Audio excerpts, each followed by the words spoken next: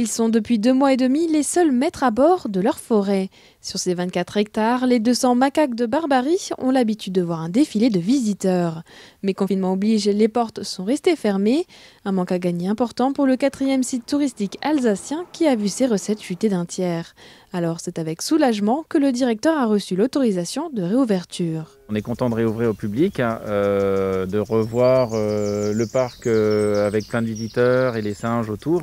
Et ça nous permet aussi d'être présents et d'être ouverts pendant la saison estivale. Le mois de juillet, le mois d'août sont les 2 gros mois de l'année qu'il ne faut pas louper, sinon ça fait vraiment un très très gros manque à gagner pour la structure. La montagne des singes ouvrira ses portes à partir du 13 juin prochain, 7 jours sur 7. Mais le directeur ne s'attend pas à une forte fréquentation. Si l'année dernière 330 000 visiteurs sont venus, cette année, les touristes étrangers et scolaires vont manquer à l'appel. Alors pour rassurer le public, des mesures sanitaires ont été mises en place.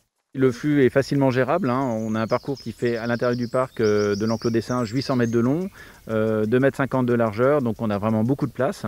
Les gestes par rapport aux singes, on les a naturellement parce que ça fait partie des règles du parc. Comme il n'y a pas de popcorn, les animaux seront plus de l'autre côté des barrières, donc pareil, on aura une distance qui sera respectée très facilement. Nouveauté aussi pour cette année, on pourra commander des billets sur Internet. On a créé une entrée aussi spécialement pour les billets.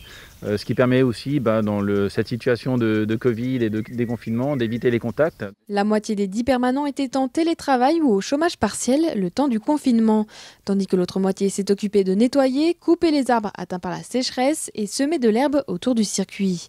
En plus de remettre en état le parc, il a fallu continuer à nourrir les macaques. On a continué à travailler puisque les singes continuent à manger tous les jours. Ce qui a été modifié, c'est le port du masque, bien sûr, le lavage des mains.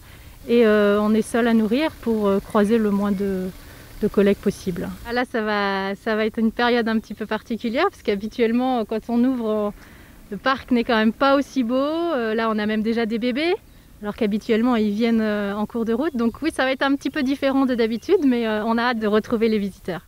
Déjà 5 bébés sont nés et d'autres devraient bientôt pointer le bout de leur nez. Les visiteurs pourront ainsi découvrir le parc en pleine saison des naissances durant le mois de juin.